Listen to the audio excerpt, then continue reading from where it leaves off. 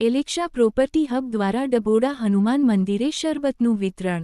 ગતરોજ હનુમાન જન્મ મહોત્સવ નિમિત્તે અલગ અલગ જગ્યાએ અલગ અલગ દાતાઓ દ્વારા છાસ, શરબત, પાણી, ખીચડી, કઢીનું મફત વેચાણ કરવામાં આવેલું હતું।